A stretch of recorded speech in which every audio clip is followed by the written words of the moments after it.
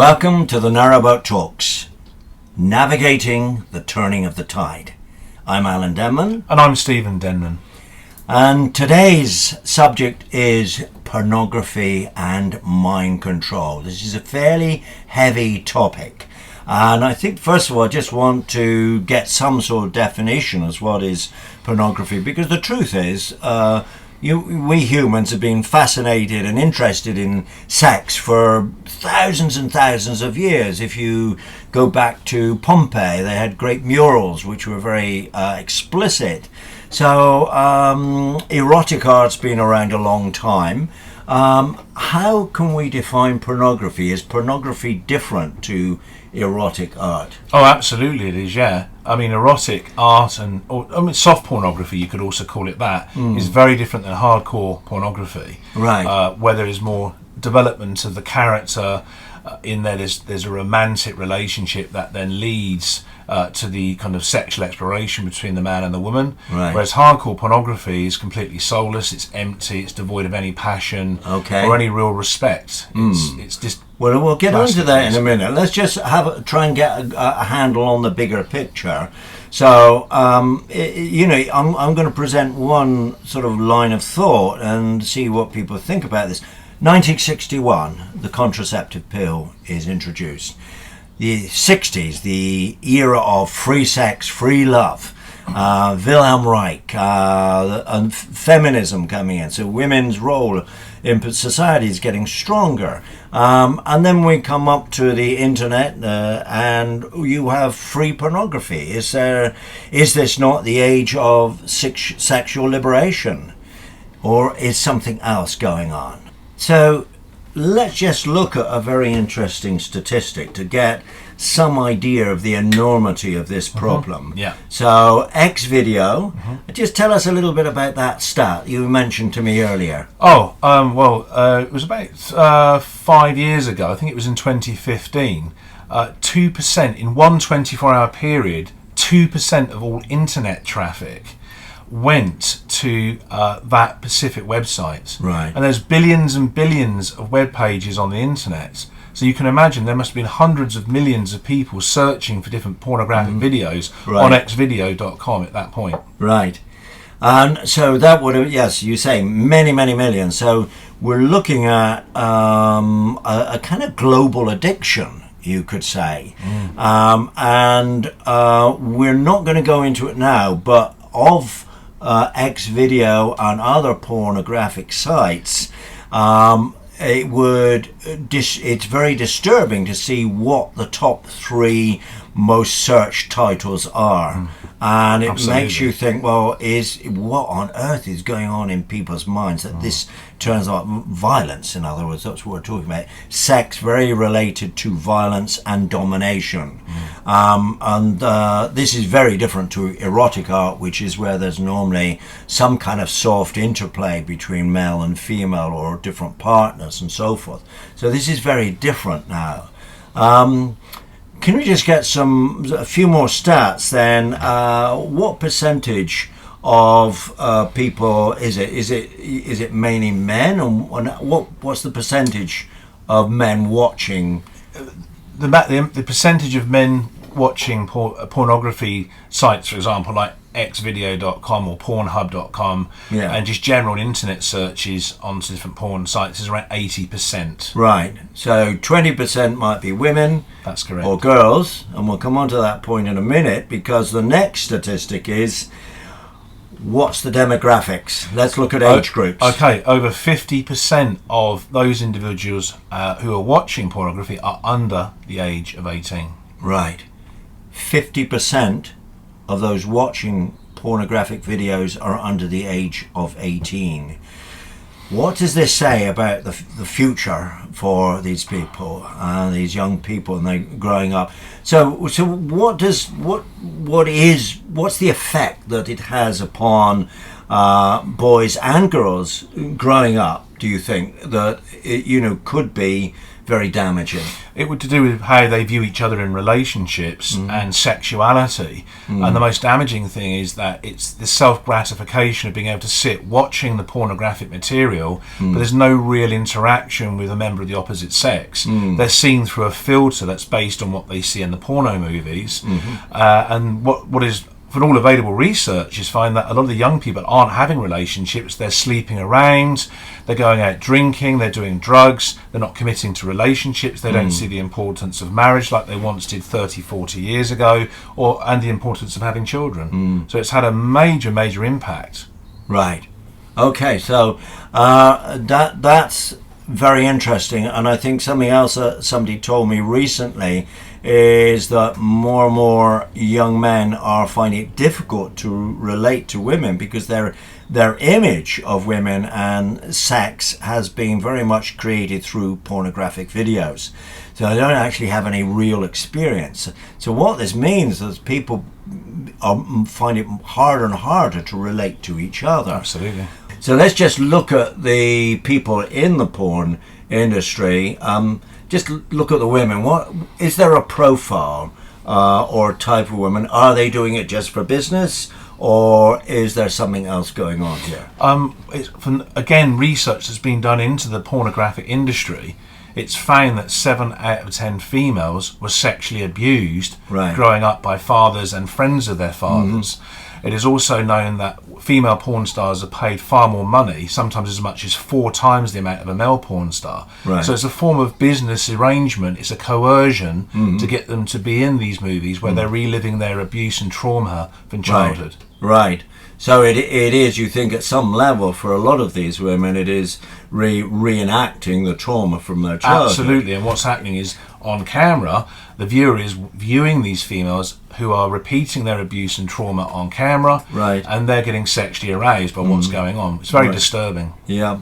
And what do you think is, from what you've researched, what do you think is the relationship between, male porn stars and female porn stars? Is it that they all get together afterwards and have a cup of tea and joke, or what does it say about their view of each other? Well, you've got to remember they're actors and actresses, so part of the deal they've got with their contracts is they promote the porn industry and try and make out it's a wonderful thing. But the vast majority of female porn stars, they take Xanax, they take cocaine, they drink a lot of vodka and whiskey before a shoot, and there's a lot of hatred between the male and female porn stars. A lot of the men are into a dominator mindset, with that conquest over the female, degrading her on camera, and you're looking at really drugged, abused prostitutes on camera reliving their abuse, while people are getting sexually aroused by that on porn internet sites like XVideos.com, Pornhub.com. Yeah.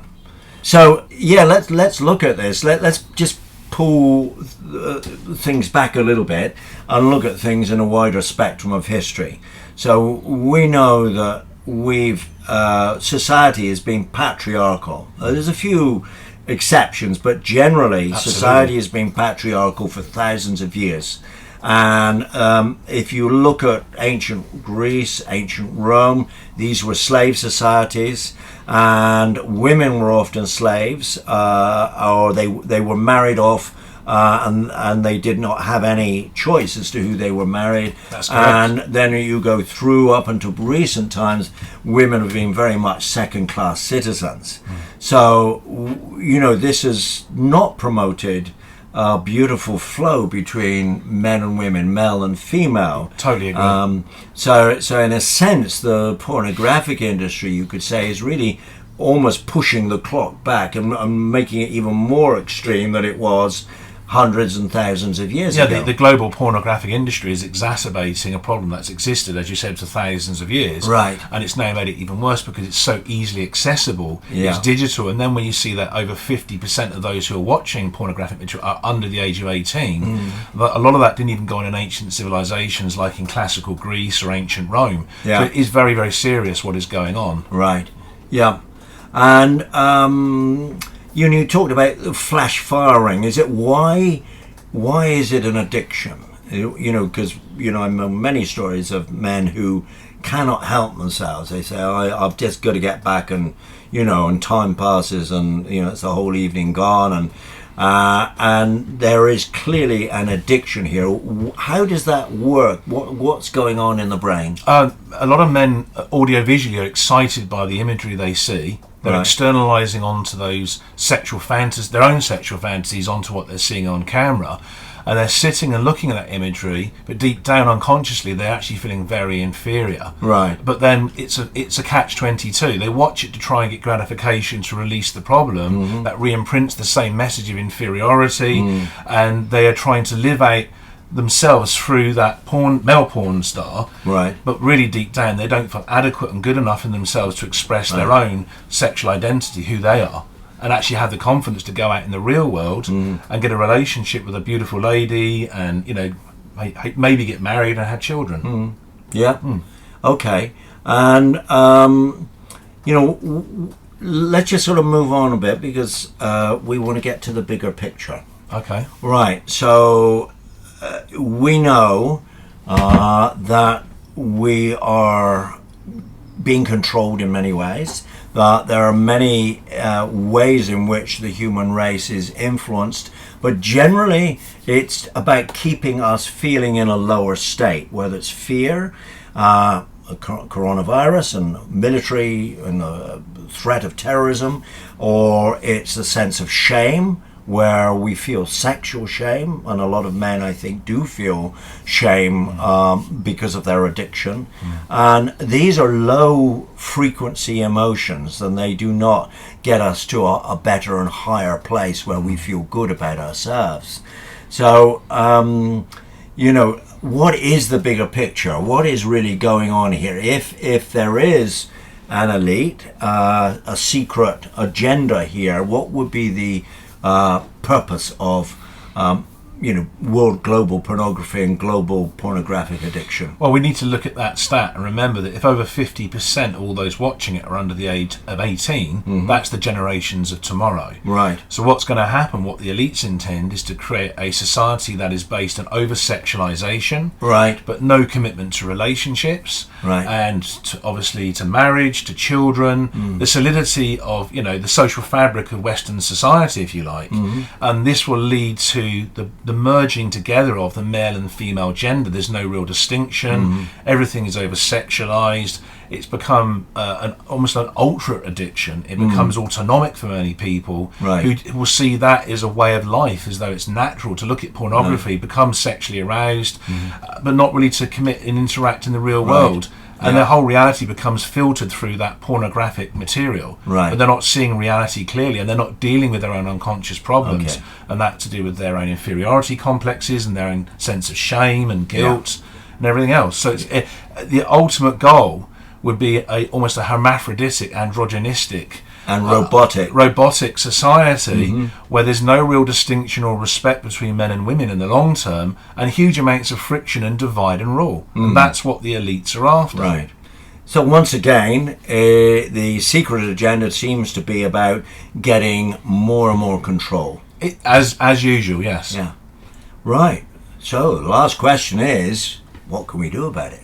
And what are your suggestions for that? How do men break that addiction? It seems to me that if we go back to sort of olden times when sex was condemned by a lot of religions, seen as something dirty, that only increases interest in it. You look at the Catholic Church, and totally agree. The story is there. So that is not going to work.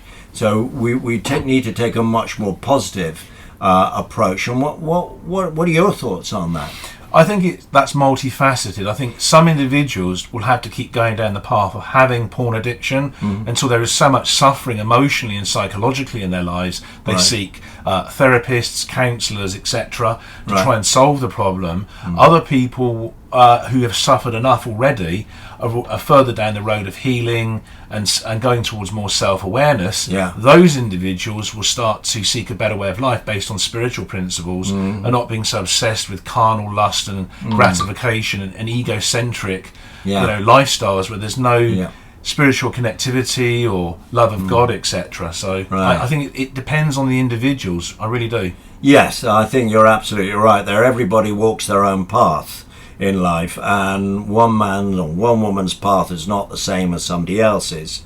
But nevertheless, you've said a beautiful thing there, and that is that not to get caught up on the words like God or divine spirit or whatever, but there is this higher frequency. Yes. And by connecting yourself and identifying yourself with that, you will bit by bit lift yourself out of those very heavy frequencies, slower vibrations. So around the sexual energy, when we have these chakras, the sexual chakra is sexual energy is a beautiful energy. It is life energy in its own way, but there's so much shame and anger and hatred associated, dumped in there as well, and we need to lift ourselves out of that. So I think to look at the universe in a much bigger way and see how wondrous it is, to give thanks to some sort of higher intelligence. You put it in your own words, because at the end of the day it is just words, because the ultimate is everything is energy. We are energy, so we need to lift our frequency, and that is really one of the great purposes of the Narrowboat Talks, is to inspire people to raise their frequency. So here we go, and the next talk, just to let you guys know, give you a heads up, is going to be on creativity and self-expression, which it kind of dovetails very much with what we've been talking about in with regard to pornography, which is really the repression of a lot of our individuality and our essence. So that'll be the next one on creativity, but for now it's goodbye from Alan Denman, myself, and goodbye from me, Stephen Denman.